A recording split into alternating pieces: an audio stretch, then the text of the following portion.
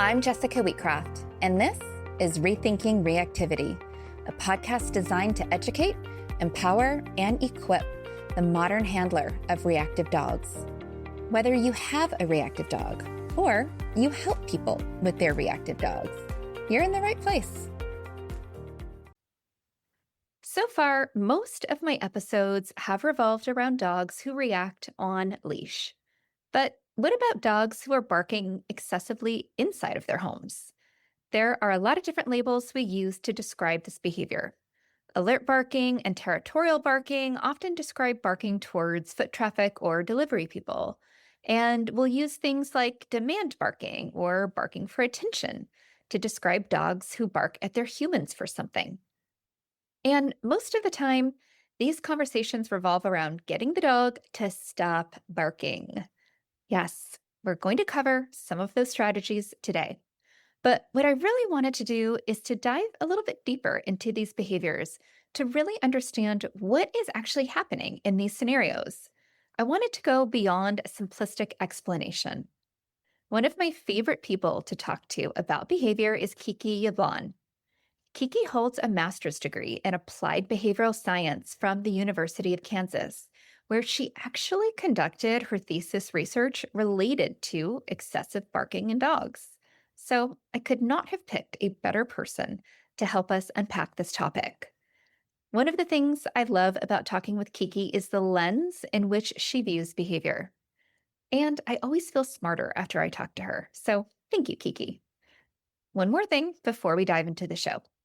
My leash reactivity mentorship for professionals is now open enrollment. You heard that right. No more waiting for the next cohort. And you now have access to the mentorship for a full 12 months. So come and join us. You'll get to nerd out on all things leash reactivity while transforming the way you work with reactive dogs and their people. All right, let's dive into the show. I know that a lot of reactive dogs that are reactive on leash also bark in other situations, which we think of dogs barking, that's normal, right? But sometimes we have dogs who might have what we would describe as like a disproportionate reaction to something on a leash, and then also something that we might view as disproportionate types of barking inside of the home. And I think that's the part that I really wanted to talk with you and unpack that, help listeners have a better understanding of how and why this is happening, and then also what are some interventions and so forth that you found really helpful in your work. Yeah. Well, it's funny because I always think when you say like a dog that barks on leash might also bark inside the home, I always think like, wouldn't it sound funny if we substituted child and talk? Yeah. Like, like this child who yells in class also sometimes yells at home. And then that I think kind of brings you to the most important questions that you have to ask, which is, well, talking about what, when, what happens when they do it. And that's kind of what usually leads me to what I'm going to do about it. Yes. I love that you are bringing up that point because people get annoyed by dogs that bark, right? The sound of it can be annoying to people. Also by children who yell. Yeah. So I think that the barking side of the home is an annoyance to people. It also could be disruptive for people who maybe they're doing meetings and they work from home and their dog is exploding in the background. So it's disrupting part of their daily life. And yes, they're annoyed by it. But dogs also, as you pointed out, how we could compare that to children, talking or screaming, it's normal for them to vocalize. This is just what they do. And some dogs vocalize more than others. And perhaps a better theme for today is for dogs who vocalize more than others. Might be a little bit more of a fair. Excessively for the situation or something. Yeah. Right, exactly. For that scenario. More than the people expected they would vocalize. It's also another way to think about it. There's some people who are seemingly like not bothered by their dogs barking at all. And then there's other people who are very, very sensitive to it. So I guess actually, the more that we're just going back and forth on this, I guess a lot of it comes down to the person and their tolerance level of it, right? Like that is probably a pretty big factor in who decides that they want to do something about decreasing their dog's barking Yeah. compared to somebody who decides they don't want to do anything at all because they don't care about it. It doesn't affect them. Yes, for sure. And I think also like tolerance is like a product of your conditions also as a human. Like if you're on Zoom talking to your boss, maybe you care more about your dog barking, or if you have guests over and you're trying to have a dinner party, then maybe you care a little bit more about it. Or, if you're a dog trainer and then your dog barks at people when they come in the house, Mm. you have some motivation, like you're embarrassed or, I wouldn't know anything about that, but I wouldn't either. I've never had to put my dog on leash when guests came over or done anything different than I would normally do. yeah. So yeah, like there are conditions for people that make them want to stop the barking at sometimes more than others. So it might be also something that we're born with, like we have more sensitive hearing, or you're a person who's like, I'm a person who is bothered by smells, and there are people who are bothered by sounds. I think also a lot of it is conditional. And that's part of the problem is like, maybe you don't care if your dog barks at the mailman because it only happens for 5 seconds a day. But when they bark at someone on the porch who might be the mailman and turns out to be a guest, now you're upset, but you've consistently, not done anything about it most of the time. So, Yeah. Yes, that is a great point. And also why that could be so confusing for our dogs because they don't understand why something's more important to you at that specific moment. yeah. I'm wondering if we could start first by talking about why, for some dogs, this generalizes so quickly. Because an example that I'll give is it generalizes to other things, but then they start to pick up on other cues earlier on as well. So maybe I'll separate these two things so I can also be clear about what I'm referring to. There are a lot of dogs who will start by only barking at a delivery person, for example, and nothing else at first. And then it starts to become delivery people, any sort of truck that they start to hear on the street. And then it becomes anybody who comes over. And then it becomes the dog that lives 2 blocks away. And it starts to just spiral into something where we have clients that are like, my dog is literally barking at everything. So that's one thing. And then the separate thing that I was saying is that we've got dogs who bark at delivery people. And first, it just is when they are approaching the door and they hear the delivery person there. But then they start to pick up on the cues that indicate that Beep, yes, beep, beep. and the trucks. And I had one client's dog who I don't know how this dog knew this, probably because there's a sound, right? The beeping or something Yeah. that could pick out anything that was a delivery vehicle, even if it was like unmarked and didn't have, it wasn't like a UPS or a FedEx or a mail truck. Like even the vans that Amazon would deliver in and would only react to those ones, but every other car was fine except for those. And Yeah. it was so interesting how they can then start to pick up on all these other cues that indicate, oh, this is a delivery person that's going to come to the house. So I guess because those are two different things, but also kind of similar because it basically the dog is now more likely to be barking from the home. There's more things that they're picking up on that they want to bark at. So I'm wondering if we could help people who have dogs who bark a lot inside of the home, maybe just have a better understanding about why this can spill over to so many other sorts of things besides the thing that it originally started out as. Yeah. I think it's really interesting too to ask like why doesn't it when it doesn't? But I think we can just look at how does any behavior get learned? And then there's also the question of like, where does behavior come from the very first time it happens? So, behavior that comes the first time it happens, I think a lot of times we don't know when that first time was, right? Like, most of us, even people who get a dog as a puppy, generally don't meet them until they're like 8 weeks old or something like that. Yeah. And they're learning from the time they're born and possibly before that. Like Susan Friedman in Living and Learning with Animals, in recent years, she added some information about like these cuttlefish who apparently, like, cuttlefish eggs are transparent, and these cuttlefish that were still inside the eggs were more likely to eat certain foods if they saw cuttlefish eating those foods from inside the egg sac. So, you know, there's certain behaviors that sort of come with the package of like an animal that has teeth and fur and legs or vocal cords or whatever.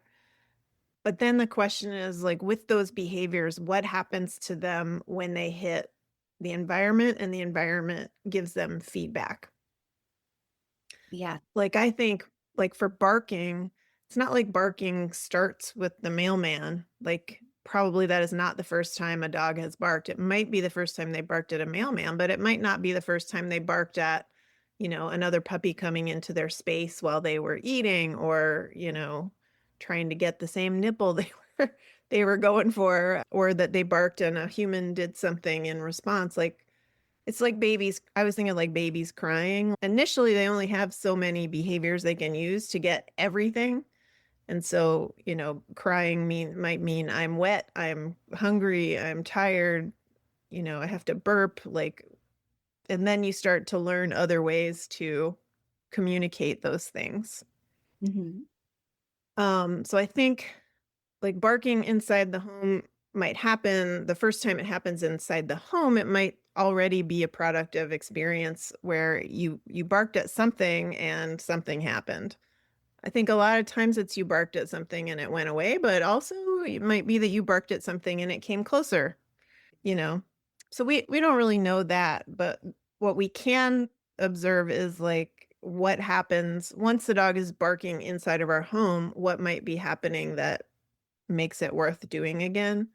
And I'll be honest, like, I think barking, like, at people outside is a really hard one to determine sometimes because the same thing doesn't always happen.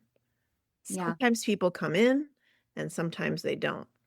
But with my dog, I notice barking at delivery type situations sounds different from barking when someone is on the porch who didn't come from a truck, or it changes once he sees that that person is coming in. So I think it could actually have more than one purpose for the dog. Like if people whose truck beeps always go away when you bark at them and the dog keeps barking, we can make a good guess that the purpose of the barking is to make them go away. And if, they bark less at or shorter or whatever at people who didn't come from a truck and then we can also see how they respond to those people when those people come inside. Like it might also be, hurry up and get in here. So I think that barking at the door can be hard to figure out the purpose of sometimes just because you have to do a little bit of testing and observation to see like what does this produce for the dog or that the dog thinks it's producing for them Yeah. just by the fact that it happens with good timing, Yeah. oh, I barked and the mailman went away. Mhm. Like he was going to go away anyway, but we don't have any way to tell. Well, we could actually find a way to tell the dog that, right? If we have them do something else and the mailman goes away anyway, they might learn, oh, that wasn't necessary. Um, yeah. Yeah. So like, and then your other question, which I think you're right, you're absolutely right, is related, is why does it go from person coming on the porch to the gate squeaking to the truck beeping to the truck slowing down in front of your house. Um, and that's just a natural learning process. It goes by different names depending on what field you're in, but like I would call it transfer of stimulus control or cue transfer, right? Like for the same reason that if you say sit and then you lure your dog into a sit repeatedly, you'll start to see them sit on the word sit before you've lured. Same process, the bark to make something go away when they hear the footsteps on the porch. And that's always preceded by the gate squeaking. Pretty soon the gate squeaking might cue the same behaviors. Yeah, I appreciate you breaking that down. And you make a great point, which I think a lot of listeners will know that the difference, between a delivery person coming versus a guest, but maybe there's listeners who have not thought of that about how their dog's perception of those two events are a bit different because the people that are delivering packages never come inside of our homes. They are people that the dog never gets to really know who they are, and all they perhaps perceive. We can't talk to dogs and ask them how they're really viewing these things, but there's somebody that just randomly shows up to their house and drops something. Sometimes makes kind of a noise outside. The mail lid, yeah. Or the mailbox, like does something where they like leave something behind.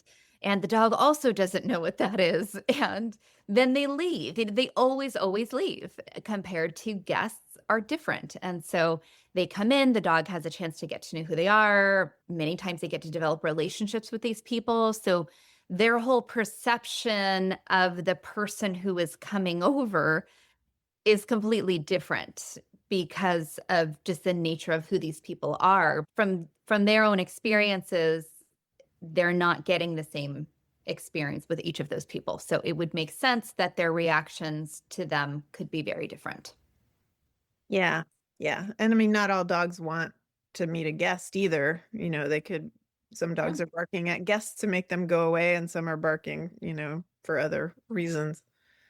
But I do think there's probably certain behaviors that a given species does when they are excited, like, chattering kind of. And I always wonder like how much of that is some of that surely is learned, like when to do it and maybe when not to do it. Yeah.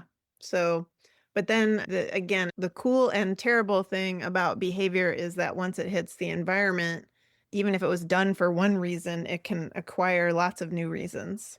I mean, I think on the whole, that's a good thing. Like because we only have certain amount of things we can do with our bodies, and it's good to find out that you can use them for more than one thing. But sometimes we learn Yeah. ill-advised uses. Yeah. So, One of the things that I will ask clients when they're having issues with their dog, right? So it's always the person who has problems with the dog barking. The dog thinks it's great, right? They're probably not having an issue with it. Unless though I will say sometimes some of them get really, really stressed by constant foot traffic that's going past the house. And we will talk about that, like why we would want to address this because it is stressful for dogs to have to experience a lot of that. But the reason I'm bringing up this other part of what I will ask my clients as it relates to what you were saying, how dogs learn, well, I might vocalize for other reasons as well. Could be excitement involved in that or anticipation. And there's many reasons why they might vocalize. And I do tend to see a pattern of dogs who just vocalize a lot in general as a way of expressing themselves compared to dogs who don't vocalize as much. And I can give my own dog as an example. He is not reactive on leash, very, very rarely will ever bark away from the home.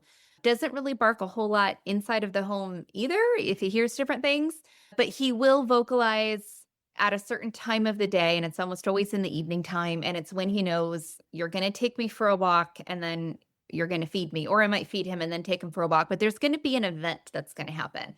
And he always does this. Well, I guess I should just, since I'm explaining it, might as well just say really how it goes. I mean, right now I'm living in the studio and I live by myself, so I can just pee with the door open, right? And then my dog knows, oh my gosh, my mom likes to go to the bathroom before we do these other events. And so then he jumps on the bed and he's like, my mom's going to do the thing soon.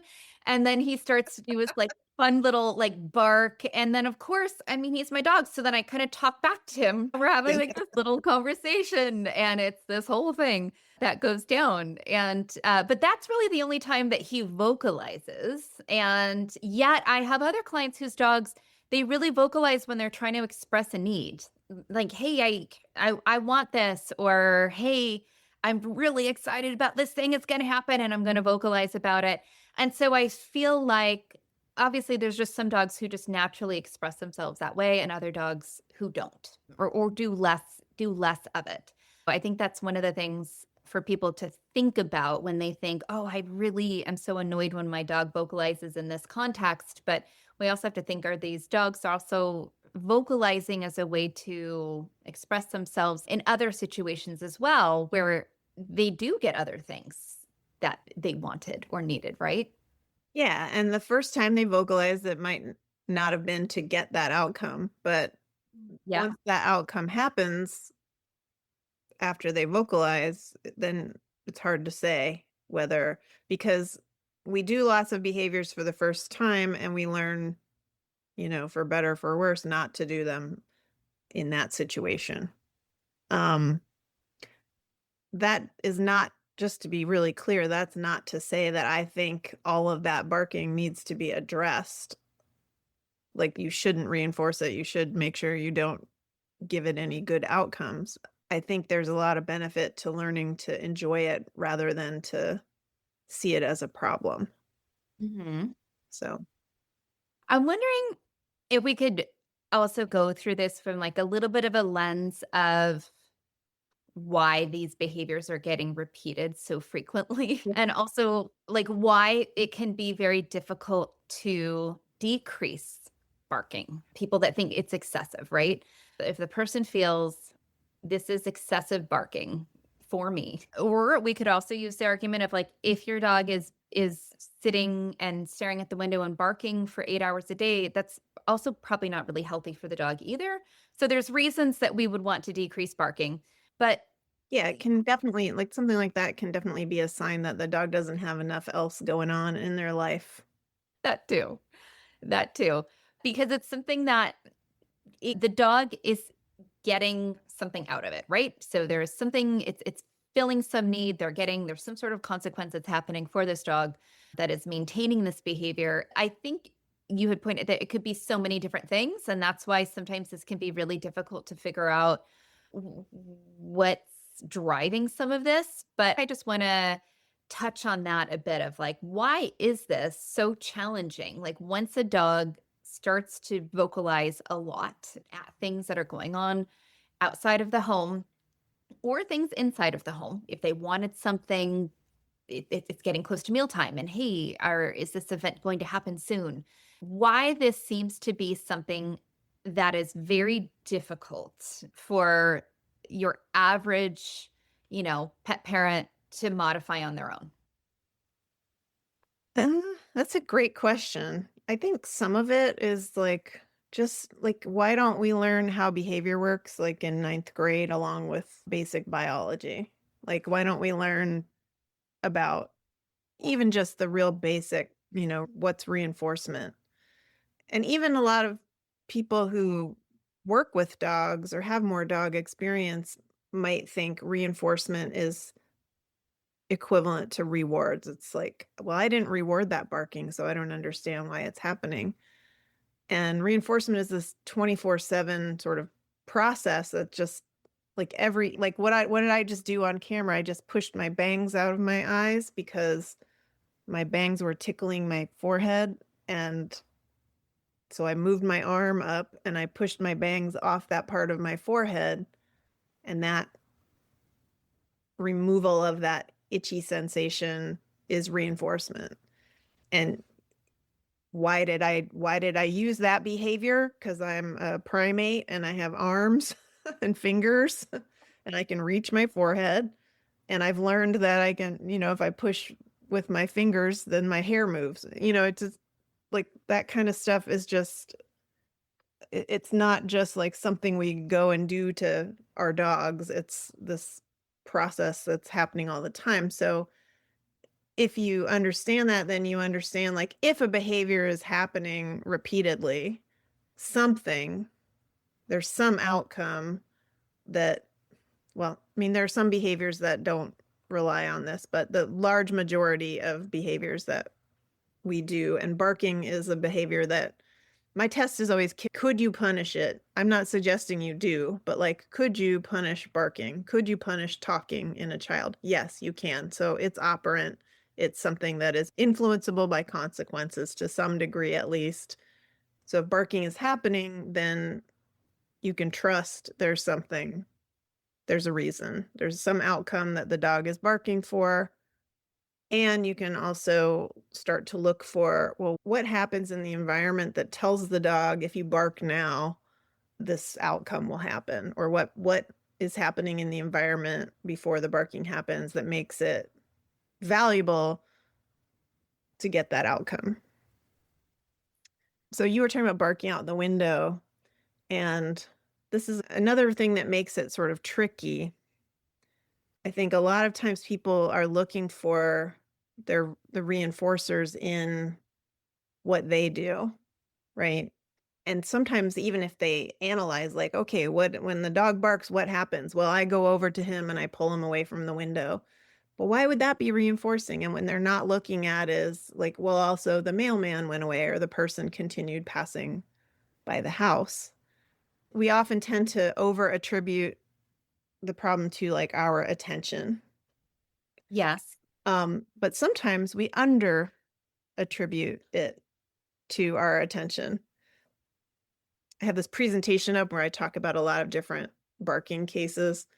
And one of the first things I talk about is that while looking at what the barking looks like is often will give us some clues, it's not always reliable by itself. You still have to sort of look at what happens after the behavior. And so I had this case where I was dog sitting for my friend's sister who had a couple of Portuguese water dogs. And we were in a house that was in a pretty isolated area. And if people walked by, one of the dogs would bark out the window at them until they left. But what I noticed was every time I sat down on the couch and opened my computer to get some work done, he would go and bark out the window. And then I would go look and there was like nothing there. And sometimes he would bark out, if he barked out that window and I didn't do anything, he would go bark out a different window. And I have this video I took of him like with my phone kind of held up in selfie mode, like over my shoulder. And what I saw is he would like bark out the window and then he would kind of glance over at me. And so, that is the shape of the behavior and it did give me some clues. But like if you weren't really paying attention, you might think like, well, he's barking out the window. There must be something out there. Why is he barking out the window? And I did a little investigating with the owner and it turns out, I knew this because I was dog sitting for him, but he can't have toys on his own because he's ingested pieces of toys and had to have surgery to remove them. And so he can only play with toys under supervision of a human. And so one thing that would happen sometimes when he would go bark out the window while someone was trying to get some work done is they would get up and get him a toy and play with him for a little while. So that was my educated guess about what was reinforcing that barking. Yeah.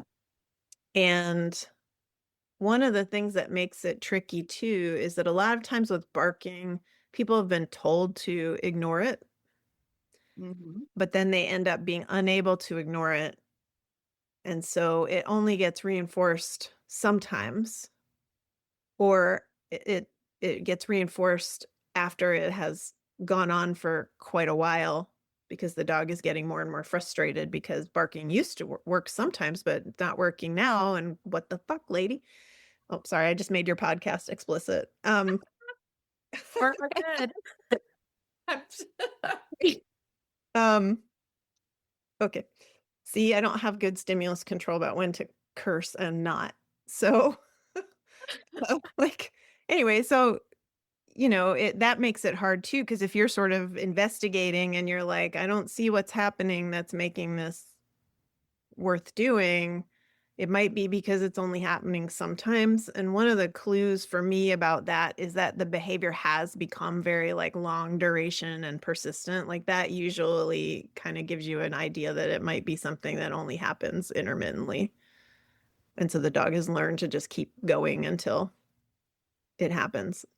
So yeah, so like that was impossible to ignore because I was trying, like I was dog sitting, and and I wasn't getting like paid what I usually would make, in a week, but I was, I really wanted to do this dog sitting job because it was in a really pretty place and near my friend whose sister it was, and but I really needed to like make use of my time there by like getting a bunch of non-paying work done, you know, and I couldn't ignore it. It was unignorable. And so I had to come up with other solutions. And so the first thing I did is it okay to go on and talk about this? I was going to ask. Yeah. Please tell us what you Uh, did. the first thing I did was I don't know that many Portuguese water dogs. Like I've had a few as clients, but like never, lived with any. Yeah. And I was like, what do they need? What's their deal? What do they like to do? Are they getting enough of it? And so, first, of course, I added like more toy play into the day. But like sometimes I would offer toy play and he was like, I don't want to do that right now. So it wasn't like I could just move it to other times of day, it seemed like.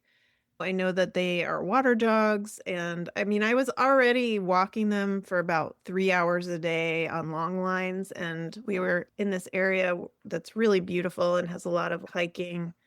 And so they were out in nature and all of that stuff. And I was kind of racking my brain for this breed specific stuff. And then I was like, okay, dummy, what would you tell a client to do here?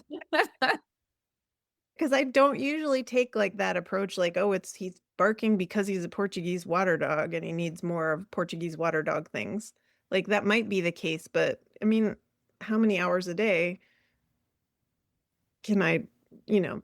And so I asked this question that I think has become one of the most valuable questions for me, which is when does it not happen? Mm. Or alternately, when does the behavior I would like to see happen?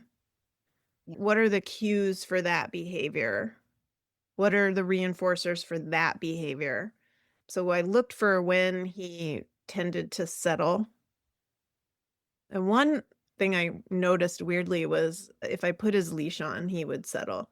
Like I didn't have to be holding it or anything, but he would just, and so I don't know if he had a history of like being taught to relax on a tether or something like that, but that worked to some extent to just put his leash on and then he would like lay down for at least a little while. The other thing I used was in this house that they were in, the first year that they moved in there, that they lived there, the dogs sleep in crates and they have crated breaks during the day. And the first year they lived there, that happened in the basement. In the basement, when I say basement, I mean like media room. I mean, it was like a nice Yeah. place. There also aren't any windows there. Yeah. So I was like, okay, so their main experience of being in the basement is sleeping, which is what I would like them to do for like a few hours while I get, a chunk of work done. And then we can go out. And, there aren't any windows. So the opportunity to bark out the window isn't there. And also they've never done any toy play in the basement. They've never played with each other in the basement. Like there just hasn't been much else happening in the basement except sleeping. There were two dogs, and the one was like a year. I think she was like a year and a half or 2 years old. And so for her, I took one Nylabone. And for the dog that was barking out the window, I took nothing into the basement. And I went down the basement. I sat on the couch and opened my computer, and literally in 5 minutes, they were asleep, and they stayed asleep for, like, 3 hours. Wow. Yeah. So, that became the routine, like, okay, when it's time to work, I gotta get some work done, we've had breakfast, we went for a walk, or we went on a little outing, we did a little toy play in the yard, and now Kiki needs to do some computer work. Then I just went in the basement, and it worked every time. I love that. I think what you're illustrating there is how much the environment plays a role in behavior, but also with barking, because I just really love this example that you gave us, because earlier you were saying how much we tend to focus on ourselves and what kind of attention we're giving the dog, or what the human's response is to the barking. And yet a lot of the things that you changed really didn't have a whole lot to do with your response to the barking. You just created an environment in which there was really nothing to indicate to the dog, now it's time to bark, because you just changed the environment, and you also didn't do any training at all. I just want to point out, like, Yeah. technically it's training if you depending on someone's definition of training, but I really love clever changes like that, because you got the result that you wanted. And a lot of it was because of just the change in an environment, by really paying attention to what are the cues that tell the dog to bark, and also what is the dog's learned history in certain environments. I mean, it's kind of my favorite kind of training is Mhm. what did I call it the other day? Like beneficial environmental design. Like, or I always think about Rick Hester, who is another person who works for Susan Friedman at Behavior Works. I forget what his title is, but he's basically like the head of animal behavior at the Cheyenne Mountain Zoo. And what did he say? Something about like try to get the environment to do 99% of the work or whatever. And I think it's training. I have a very broad definition of training, and I was having an interesting discussion with at least 2 other people, like, in the last month about what is training, and I think a lot of people don't consider it training unless you're teaching a skill and applying reinforcement to increase that skill. But I don't really care what we call it. We could call it beneficial environmental design, that's okay. It's like changing behavior intentionally by changing the environment, which is what you're doing when you're teaching and applying consequences and adding cues, but you're also doing it when you change, because changing the antecedent, the before environment, that's not independent of consequences ever, but the consequences for doing the sleeping behavior in that environment are whatever the benefits of sleep are. Like sleep is a behavior like peeing that comes with its own rewards, if you will. Maybe sleep is the itself is the reinforcer. When you're doing stuff like that, you're connecting the animal with different reinforcers that maybe you don't deliver, but they're there.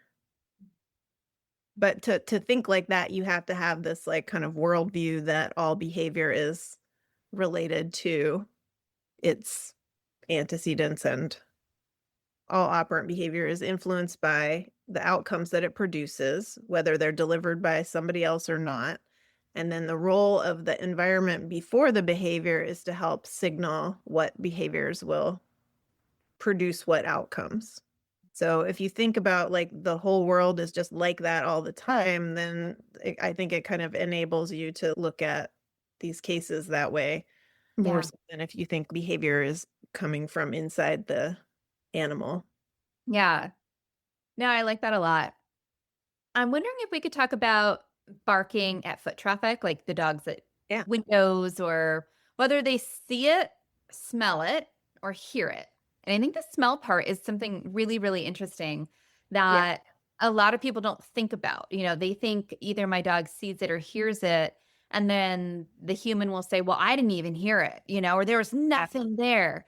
And I have found so many dogs who actually, if you look at them, they're air scenting, and you can see them that they're picking up the scent, and then they start to respond and bark. And so I Yeah. think it's really interesting that we tend to forget, about dogs and just how powerful their sense of smell is. But I'm curious for that one because the barking when they are at the window or something that's going to go past the house. So it's not necessarily a delivery person, but something that they hear in the distance, and how some of our interventions might be a bit different from the one that you just described that was more related to, if I'm in this room and I open my laptop, this happens. Okay, when I open my laptop, you could potentially control when your laptop gets opened. Yep. But when somebody's going by the house, you don't know about it until your dog is barking at it. Yeah, exactly. I always refer to that as like the situations where you can't get ahead of the cue. Like, so the cue to bark is like somebody walking past the house. And if you're out on a walk with your reactive dog or whatever, you can see somebody show up at the end of the block and you can take evasive maneuvers. You can catch your dog doing something like just looking. You can direct your dog to, you know, you can offer them the chance to move away. Like the order ideally is the cue for the problem behavior happens, and then the cue for what you want instead happens, and then reinforcement happens. What that does is that it makes that cue transfer happen, like we talked about before, where if the sight of a delivery person predicts the cue to look at your person, and then you look at your person and you, in common situations, you get food or you get distance from the thing, or maybe you get to go closer to them, depends on what the dog wants. That's ideal. But I think cases where the dog is barking at a closed fence or out the front window or at the door of an apartment where there's an elevator in the hall or something, those are trickier because you can't get in there at the right time. You can't pre-direct what you want the dog to do when they perceive that thing. They perceive it, they bark, and that's how you know it's there. I'll Yeah. stop there for a second and make sure I've got that right. Yes, exactly. So I think there's like a few things you could do about it. Like one is you could, I think all solutions start with one, like when you're not prepared to train, if you can manage, if you can just remove the opportunity to prevent the behavior from continuing to get reinforced by whatever, like the thing going away or whatever's happening, then start there. And then for some cases, like that's it. That's all you need to do. If it's a visual stimulus, put up window film or put a tarp across your fence or put some strategically planted bushes or, whatever. That's a little longer term thing, gardening, but, take the cue away.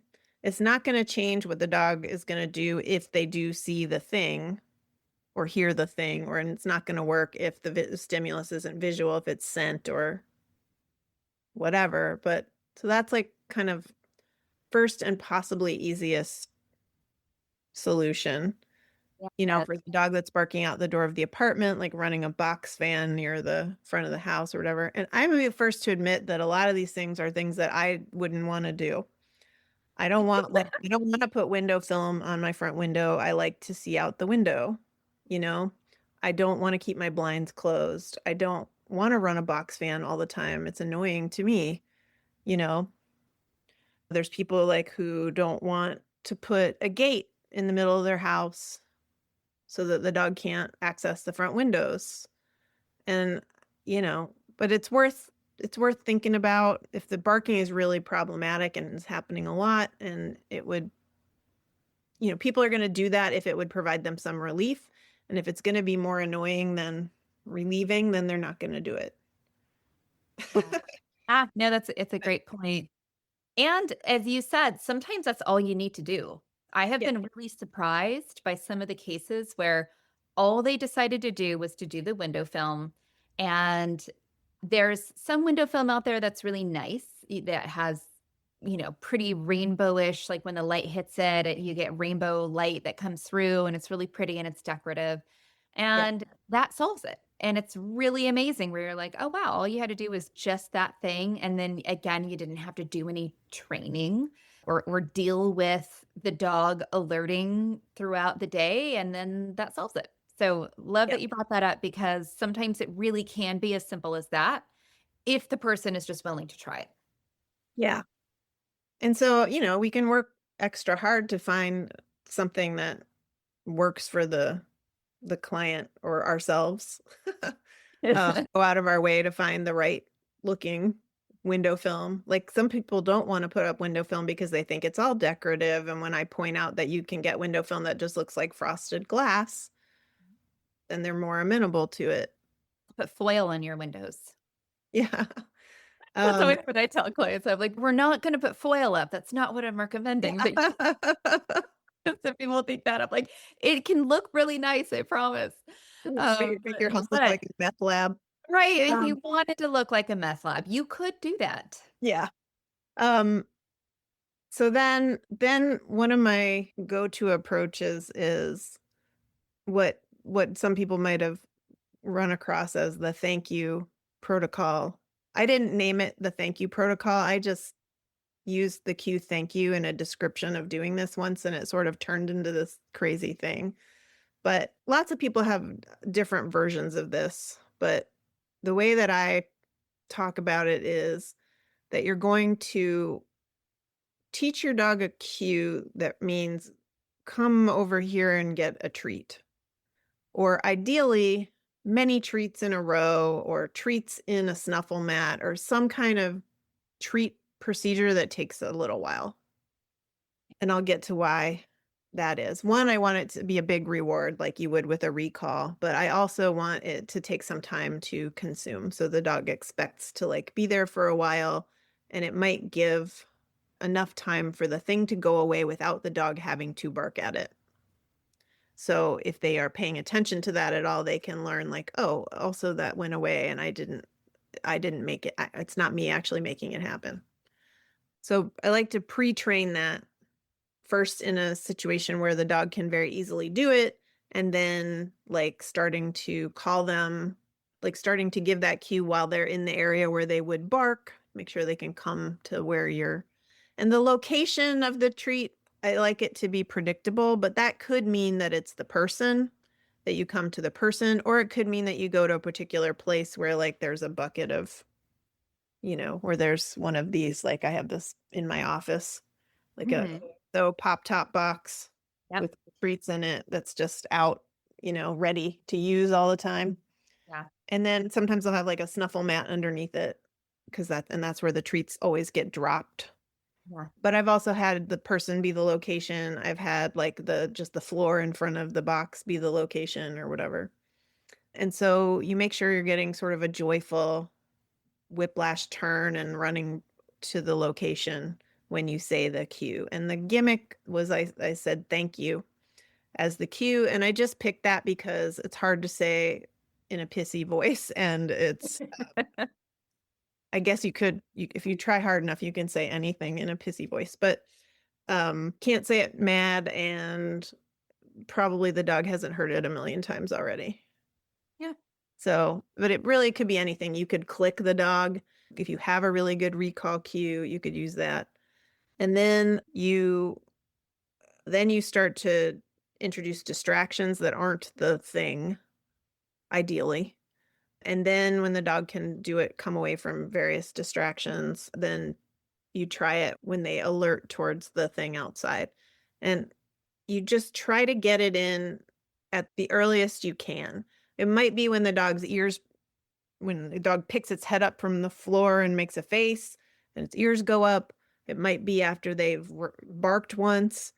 It might be after they've run to the door and barked a couple times, but just whatever you can do, like get it in there earlier.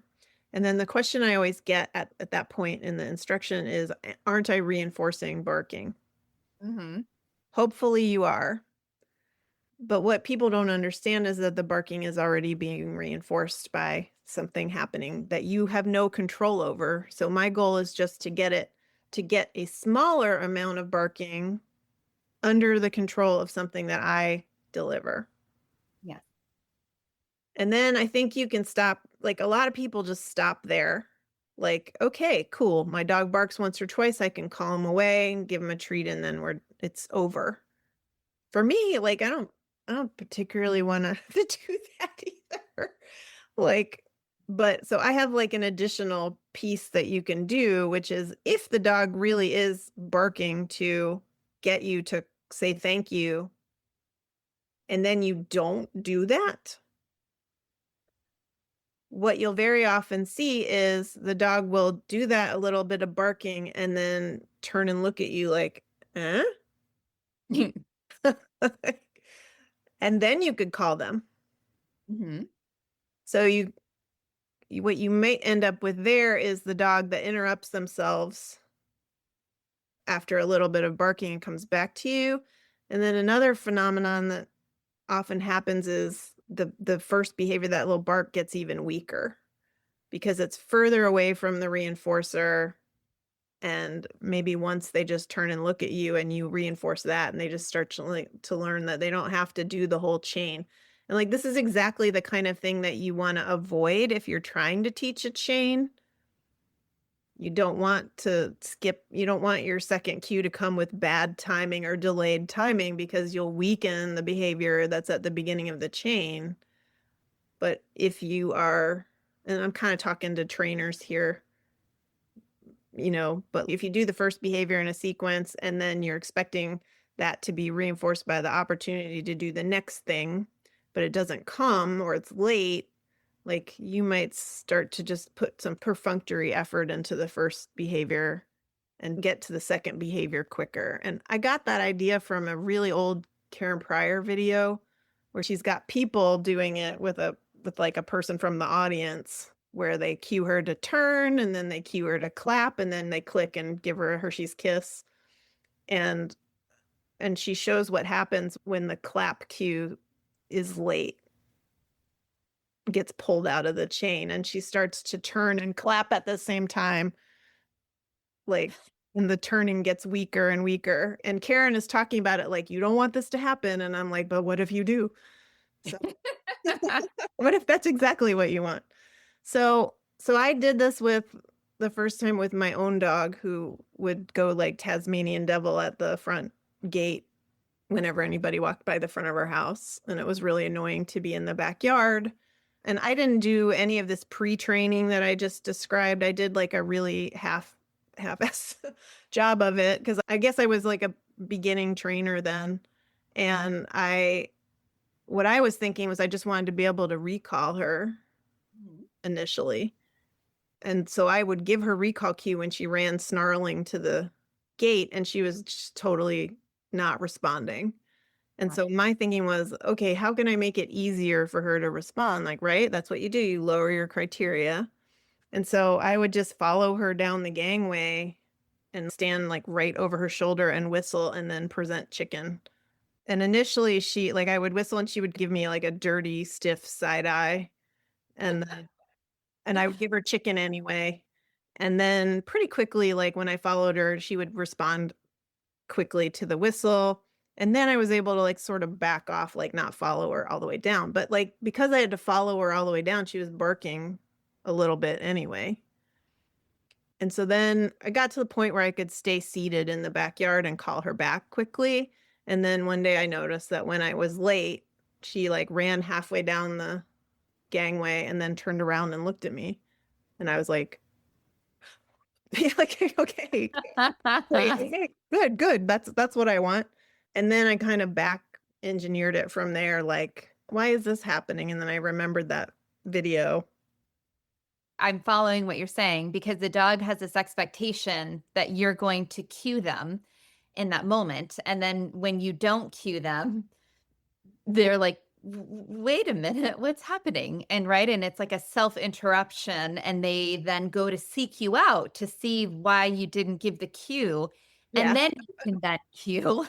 And then it buys you more of that time, right? So essentially, we're almost teaching the dog to seek us out to then give the cue that is going to then predict reinforcement from Yeah. you versus Yeah. I think this is also how Look at That works. That's exactly what I was thinking, the same thing when we're teaching some of those check-ins of like, look at that thing, but then eventually, because you're expecting that reinforcement to happen. I think it often just starts to happen naturally because of the way that chains work. Like Mhm. when you're building a chain as a trainer, you're teaching the dog, you do this behavior and then you're going to get the cue to do the next behavior and then you're going to get the cue to do the next behavior. And when you do it in order over and over again, the thing that comes before your cue, which is like them completing the first behavior, that's going to start to cue the next behavior. And if you're trying to build like a permanent chain where the dog does the whole thing on their own, that's what you want. If you're trying to do agility, you don't want that. Or, you want the dog to wait and to hear what you're going to ask them to Yeah. do. But like Yeah. you're teaching like a permanent sequence, like if you're teaching a person how to make coffee by cueing them through it, okay, open the water reservoir, pour the water in. Like you want them to start to be cued to pour the water in by seeing they've opened the reservoir. So, Yeah, I like that example of the coffee maker and how a person might be able to relate to these chains, right? Because yeah. for your average pet parent who's listening and they're like, a chain, like, whoa, it's something that they probably have not heard of before. But I like the example of the coffee because I think that's a really helpful one. And there's many cues within the chain, but then eventually the reinforcement is happening at the end. Yeah, And you don't get coffee until you do all the steps. exactly. You have to do all the things before you get this. And how this is tying into the barking is that it would be really nice if you, the human, didn't have to like leap to your feet the moment your dog started barking in order to teach your dog to eventually do other things further Come along. behind you. Yes. And I also do like how you gave the example of agility because even though the handler is giving the cue, sometimes I will describe that for people who are wondering, like, well, how do you get the dog to do like several things in a row? And I'm like, well, have you ever seen a dog run agility? Like, they're initially all of those things are taught separately, but the dog is waiting for the next cue, the next cue, the next cue, the next cue. And then they get usually tug at the very end or whatever reward that they have. Yeah, that happens at the very end. So I like that example as well. I was thinking more about the coffee example, like to pour the water in the reservoir, it actually has to be open. So you have to complete the first step there to be able to do the second step. But with barking and then turning and coming to you, there's nothing preventing them from just sort of fudging the first step or shortening the first step and coming to you. And if that was making coffee, that might be a problem. Um, I mean, I'm thinking about all the times that I've like put water in and not put the pot under or Yeah. whatever. But yeah, like there's no such requirement really in the like barking. So that allows the first behavior to get weaker. Yeah, exactly. I'm then kind of wondering if we could kind of frame more of the long term. I don't know. I don't want to use the word expectations of this, but we have clients who are then another question they would ask is, well, then do I have to keep doing this, right? When the dog is barking, even if they come to seek me out, do I then always have to then go do the treat jar and put the treats on the snuffle mat? Do I always have to do this? Yeah. And there is this environment that could also reinforce your dog as you don't have control over it. So I do want to say that some of this has to be it's very context specific, right? Because the example that you gave of the Portuguese water dogs and just going in the basement, that didn't involve any food. It involved none of that sort Yep. and didn't get any barking. And that's because you had more control over what are the cues that tell this dog to bark. And then we gave this example of there's a lot of other cues that could tell your dog to bark that you don't have control over. So for that, what is something that you tell your clients if they come to you and say, like, well, do I always have to do this for the rest of my life? I think there are a couple of possible things there. And I think this is a really important topic for trainers and especially like people who would consider themselves a positive reinforcement trainer to start to think about. And that is, what is the right reinforcer for a particular behavior? And in this case, for some people, it might not be that hard to, maybe that you put your jar of treats where you would normally be sitting. And it's not that big a deal to pop the top and give your dog a few treats. And maybe you like giving your dog treats. But so you can make it easier for the human to keep using treats by doing some beneficial environmental design for them. But what was the dog originally barking at the person to get? If it was for them to go away, that's our best guess unless we've tested it. The interesting thing is that that happens anyway. And it happens, the fact that it happens might start to feel like it's contingent on coming to you or eating treats.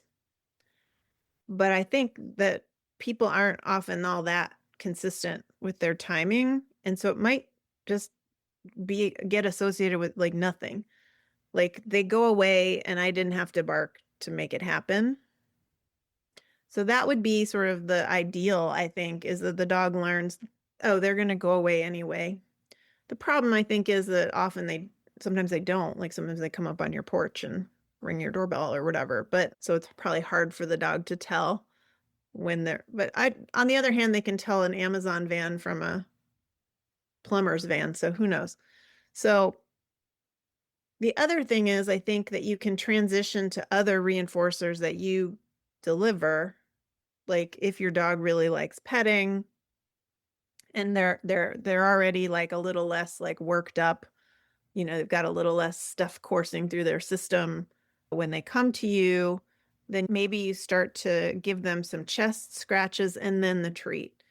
And then eventually just the chest scratches. I think if you just like they've been coming for treats, and then they come and you scratch their chest, a lot of dogs are going to be like, what the hell are you doing? Yeah, I did not come over here for this. So there's an art to transitioning to other reinforcers that are more likely to be available. I had a way of talking about this that I couldn't decide what to call it. I was calling it the milk Pepsi moment. But then I heard Sarah Stremming using milk in a slightly different way as like how an unintended the wrong reinforcer can be a punisher. And it is sort of related, but I changed the way I was talking about it to orange juice Pepsi moment. Like just like if you might like both of those things, but if you ask for one and you get the other, and that you're going to be like, so. But milk Pepsi works better because if you mix them together, they actually taste like an ice cream float. So we're fans of Laverne and Shirley. Like I hope you remember Laverne and Shirley. Laverne liked milk and Pepsi. And so when I was a little kid, I asked my mom for milk and Pepsi, and it tastes like an ice cream float. So anyway, to get weird on you. But like if you sort of mingle those things together initially, I think it makes the transition easier. Like you can come over to me and get petting, but like I initially might give like petting right before the treat. Yeah. Or give them at the same time if the dog doesn't mind being petted while they eat, which some dogs don't like. But so I think if it's important to do so, I think there are ways to transition to like naturally occurring reinforcers, which are just naturally occurring reinforcers is a term that means the thing that's going to be available in the environment to maintain that behavior after training is over. So like we learn math for praise or good grades or to avoid getting failed at school. And then eventually math is for, doing your taxes or, getting the right change at the grocery store or whatever. Yeah. So I like that example. I appreciate you sharing about the different kinds of reinforcers that we could be using and how somebody could apply that, because I think a lot of people will switch to something else too quickly. And then, like you said, the dog is coming over. They're like, well, this isn't really what I signed up for. I thought I was getting something else. And then that also, I think, frequently becomes, I don't know, just this assumption that humans tend to make about their dogs. Oh, well, they were only doing it for the food. But out of fairness to the dog, that was the thing that we gave them the whole time. And then if we just decide to change the rules one day, it should be more of a progression. And then, as you said, finding something else that the dog actually likes. So not making a reinforcer up that we think the dog should get. It needs to be yeah. something that the dog actually finds valuable. Yeah, and like there's also like shock problem. You came to get one thing and you get another, and like maybe the second time you come and get it, you'll be like, oh, okay.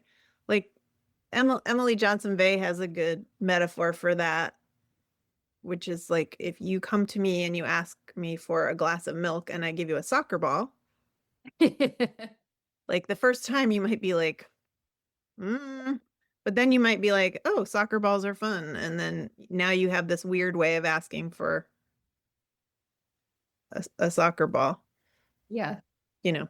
So Well, I really appreciate you coming on and chatting about all of this. I think it was really insightful to look at barking through this lens, rather than this really oversimplistic way that a lot of barking seems to be talked about in general, specifically like alert barking in the home. So I'm really glad that we could get into all these different nuances and things for people to think about.